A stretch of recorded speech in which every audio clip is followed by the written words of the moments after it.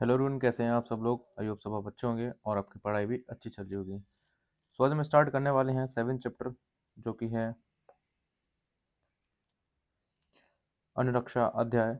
और इस चैप्टर में हम पढ़ेंगे आज अन्य के बारे में। तो कुछ बहुत ही छोटा सा चैप्टर है, तो इसलिए मैंने आपको सोचा कि नोट से ही पढ़ा देता हूँ। तो अगर आप ये वीडियो हमारे यूट्यूब पर देख रहे हैं तो प्ले स्टोर से आप ऐप डाउनलोड कर सकते हैं, ठीक है, जो कि हमारा BMS मेडिको नेम से ऐप है। और आपको नहीं मिलता है तो आप डायरेक्ट वीडियो के डिस्क्रिप्शन में जाकर चेकआउट कर सकते हैं, वहाँ पर सभी लिंक आपको मिल जाएगी। तो इस चैप्टर में देखो, जो चीज़ें आपको बताऊंगा वो याद रखनी है, बाकी जो नोट दे रखे हैं उससे ही आपको पढ़ना है, ठीक है। सो नंबर फर्स्ट स्टार्ट करते हैं। सबसे पहले हमारी हेडिंग है विष युक्त भात या फिर पका चावल के लक्षण। मीन्स यहाँ पर कभी कभी होता है कि आपके खाने में अगर जहर है, ठीक है, किसी ने मान लीजिए जहर मिला के आपके खाने में दिया है, तो उसके लक्षण कैसे होंगे, तो वही इस वीडियो में हम बात करेंगे इस वाले टॉपिक के अंदर, ठीक है। तो जो आपके चावल हैं वो कैसा होगा, गाढ़े होंगे, ठीक है, स्रावयुक्त होगा यानी कि टपकने जैसा होगा, सिक्रीशन टाइप का। और क्या है कि इसको छाना नहीं जा सकता, इतना गाढ़ा होगा, ठीक है। ये हमारा देर में पचता है अगर खाओगे आप, ठीक है। ताज़ा पकाने पर भी बासी भात के समान हो जाता है।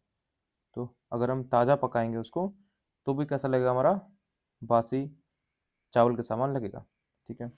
और इसकी जो भाप होती है, मानी कि स्टीम होती है, यहाँ पर करेक्ट कर लीजिएगा इसको, स्टीम होती है, वो हमारी कैसी होती है, मोर के कंठ के समान होती है।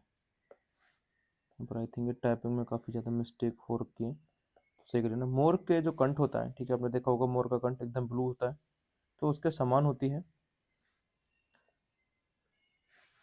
इसके बाद हम बात करी जाए कि अगर आपको इसका सेवन करते हो तो आपको क्या क्या चीज़ें का सामना, आपको दिक्कतों का सामना पड़ सकता है।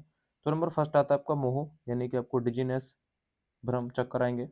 मूर्छा यानी कि अनकॉन्शियसनेस, अगर आप जहर खाओगे तो अनकॉन्शियसनेस हो गई, ठीक है। इसके अलावा परसेक यानी कि आपका सलाइवेशन होगा। अब इसकी बात करी जाए, नेक्स्ट पॉइंट है, यह भात वर्ण और गंध में हीन हो जाता है, गीला होता है और इससे चंद्रिका यानी कि पानी में पड़े तेल के बिंदु के समान चमक दिखाई देती है। तो ये आपको याद करने वाले पॉइंट ही हैं, तो आपको याद करना है कि हमारा इसका गंध, रस और गंध हमारी कैसी हो जाएगी, हीन हो जाएगी, और हमारा गीला हो जाएगा। इसके अलावा पानी में जैसा तेल बिंदु पड़ा रहता है वैसे इसकी चमक दिखाई देगी, ठीक है, ऊपर से। देन इसके बाद हमारा नेक्स्ट आता है, जो कि हमारा है विषयुक्त व्यंजन के लक्षण। तो अभी हम बात कर रहे थे ऊपर भात के, और अभी हम बात कर रहे हैं विषयुक्त व्यंजन। तो अगर किसी ने खाने में जहर मिलाया है तो उसके क्या लक्षण होंगे, आइए जान लेते हैं। नंबर फर्स्ट है, विषयुक्त भोजन शीघ्र ही सूख जाता है, ठीक है। जिस जल में से पकाया जाता है वह श्याम वर्ण का हो जाता है। तो आपको याद रखना है कि जिस जल में इसको पकाया जाता है वो कैसा होता है, श्याम वर्ण का हो जाता है। इस जल में छाया हीन, अधिक या फिर विकृत दिखाई देती है, यानी कि जिस अगर इस जल में शेडो देखोगे आप तो या तो वो दिखाई नहीं देगी, ठीक है, या फिर बहुत ज़्यादा दिखाई देगी, या फिर डिस्टोर्टेड दिखाई देगी, यानी कि विकृत दिखाई देगी छाया। इसके अलावा क्या लिखा है, अगला पॉइंट, ऐसे खाद्य पदार्थ में झाग, ऊपर रेखाएं, विभाग, तंतु या बुलबुले उत्पन्न हो जाते हैं। राग, खांडव, सब्जी और मांस फट जाता है और इनका रस कैसा हो जाता है, नष्ट हो जाता है। हम क्या होता है कि अगर किसी खाने में जहर मिलाओ तो ठीक है, उसमें झाग अलग से दिखाई देगा आपको, ठीक है, उसके ऊपर रेखाएं सी आपको दिखाई देंगी। इसके अलावा उनका विभाग हो जाएगा, ठीक है, जो भी चीज़ें डली हैं अलग अलग हो जाएंगी। तंतु या फिर आपको बबल्स देखने को मिलेंगे। इसके अलावा जो रायता होता है, फिर खांडव होता है, या फिर सब्जी है, ठीक है, फिर मांस है, वो कैसा होता है, विच्छिन्न हो जाते हैं, फिर फट जाते हैं। उनका टेस्ट कैसा हो जाता है, नष्ट हो जाता है अगर खाने में विष मिला हुआ है तो, ठीक है।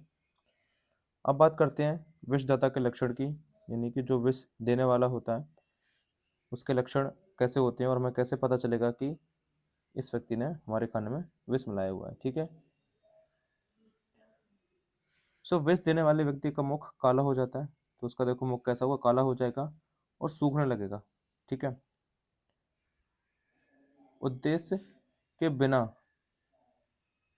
हो इधर उधर दिशाओं में देखता है, मतलब वो इधर उधर अपना बस कोई बिना ही रीजन के इधर उधर सर को घुमाता है और उधर उधर देखता है, ठीक है।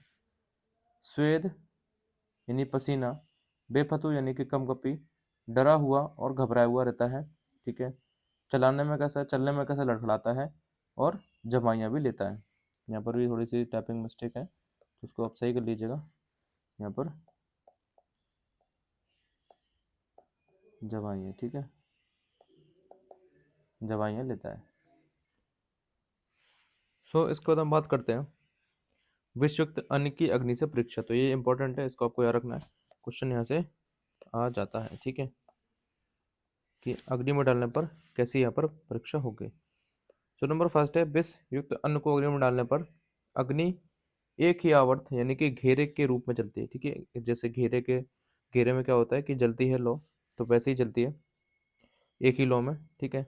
और चट यानी कि क्रैकिंग साउंड उससे आती है। और आप जो भी फूड है अगर जहर में हुआ अगर आप डालते हो आग के अंदर, तो क्रैकिंग साउंड की आवाज़ सुनाई देती है। इसके बाद हमारा धूम और लौ मोर के कंठ के समान हो जाते हैं, या लौ होती नहीं है, अगर होती भी है तो उग्र होती है, ठीक है।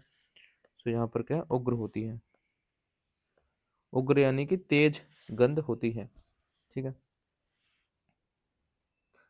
यहाँ पर इसके ये लक्षण है कि अगर विषयुक्त अन्न को हम अगर आग के अंदर डालते हैं तो हमारी जो अग्नि है वो एक ही घेरे से रूप एक ही जैसे घेरा होता है वैसे रूप में जलती है। इसके अलावा चट की आवाज़ आती है, और जो हमारा उसका फ्लेम होता है, ठीक है, जो उसका फ्लेम होता है, धूम और लो, फेम और फ्लेम दोनों चीज़ें होती हैं। ये फ्यूम है, यहाँ पर बहुत ज़्यादा टाइपिंग मिस्टेक हो रखे हैं।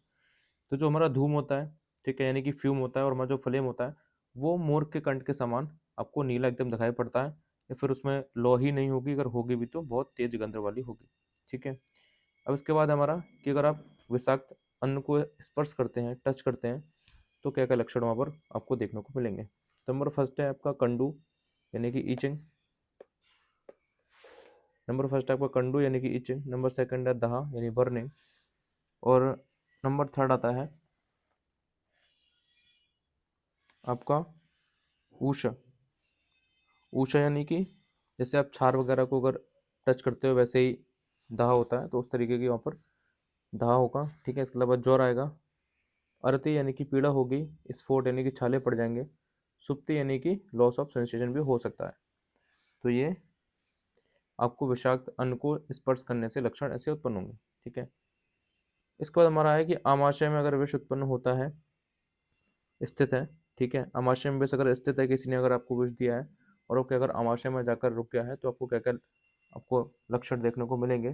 तो नंबर फर्स्ट है आपका मूर्छा यानी कि अनकॉन्शियसनेस होगा। नंबर सेकंड है आधमान, ठीक है। नंबर थर्ड है आपका मद यानी कि नशा। नंबर फोर्थ है भ्रम यानी कि इल्यूजन। नंबर फिफ्थ है रोमहर्ष यानी कि हॉरिपुलेशन, ठीक है।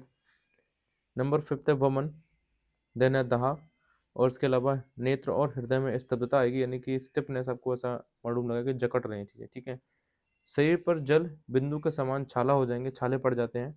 इसके अलावा पक्वाशय में विष के जाने पर रोगी अनेक रंगों का वमन करता है, तो बहुत सारे रंग के वो वमन करेगा यानी कि वॉमिटिंग करेगा, और बार बार जो है मूत्र का त्याग करेगा। तंद्रा यानी कि उसको ड्राउजीनेस भी रहेगी, कृष्णता भी होगी। पौंड्रता यानी कि रक्त अल्पता यानी कि एनीमिया भी हो जाएगा। इसके अलावा उदर रोग और बल का नाश भी हो जाता है। तो आपको उनमें से जो भी लक्षण आपको याद रह जाए वो आप याद कर लेना। इसका बाद हमारा है विष सेवन की क्या चिकित्सा होती है, तो ये काफ़ी इंपॉर्टेंट है, ठीक है। अब देखो इसके बाद हमारा आता है विष सेवन से अगर किसी ने विष सेवन कर लिया तो उसकी चिकित्सा क्या होगी, ठीक है। तो आपको अगर कभी देखने को मिलता होगा कि आपके बहुत सारे मोहल्ले वगैरह में न्यूज़ आती रहती होंगी सुनने में कि उसने जहर खा लिया, उसने इंजेक्शन लगा लिया, फिर वो खुदकुशी करने की कोशिश करी। तो बहुत सारे लोग चूहे का जहर मतलब कि चूहे का मारने वाली जो दवाई होती है वो भी खा लेते हैं, ठीक है। तो नंबर फर्स्ट उसका क्या है, व्यक्ति का शोधन करवाएंगे कैसे, वमन और विरेचन के द्वारा। इसके बाद हमारा क्या है कि भवन विरेचन करवाने के बाद हृदय शोधन के लिए सूक्ष्म ताम्र भस्म को मधु के साथ देना चाहिए। यानी हमने पहले उसका भवन विरेचन करवा दिया, इसके बाद हम उसका हृदय का शोधन करवाएंगे, और हृदय शोधन के लिए ताम्र भस्म को मधु के साथ देंगे। इसके बाद देखो हृदय शोधन जब आप हृदय शोधन पेशेंट का करवा दोगे, उसके बाद आपको क्या है कि आपको एक क्षाण, ठीक है, एक क्षाण यानी कि एक क्षाण में होते हैं 3 ग्राम, इतनी मात्रा आपको लेनी है स्वर्ण चूर्ण भस्म की, और उसको रोगी को देना है। ठीक है, क्या किया, सबसे पहले आपने उसका वमन करवाया, ठीक है, फिर विरेचन करवाया। इसके होने के बाद आपने क्या किया कि हमने ताम्र भस्म दी, ठीक है, मधु के साथ। फिर जब ये काम हो गया, फिर हमने क्या दिया, 3 ग्राम हमने क्या दिया, स्वर्ण चूर्ण दिया, ठीक है, स्वर्ण चूर्ण की भस्म दी।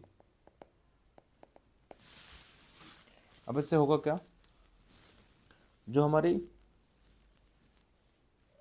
ताम्र भस्म है, ठीक है, वो हमारी कैसी है, विषनाशक है। और जो स्वर्ण भस्म है वो हमारी कैसी है, हृदय को बल देने वाली होती है। ठीक है, क्योंकि सबसे पहले जो विष है यानी कि पॉइजन है वो सबसे पहले कहा जाता है ब्लड स्ट्रीम के थ्रू हार्ट में जाता है, तो हार्ट को बल देने वाली स्वर्ण भस्म होती है। ठीक है,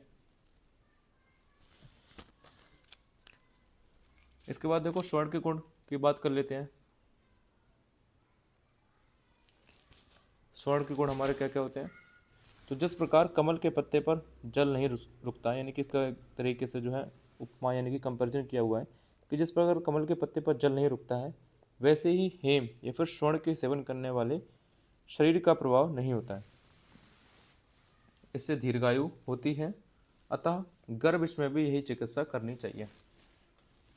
मीन से कह रहे हैं कि स्वर्ण का जो गुण होता है उसके कंपेरिजन किया हुआ है कि जैसे कमल के पत्ते पर अगर आप पानी डालेंगे तो तुम चिकना होता है सरफेस, वैसे उसका पानी टिकता नहीं है, वैसे ही स्वर्ण का अगर आप सेवन करोगे तो शरीर के प्रभाव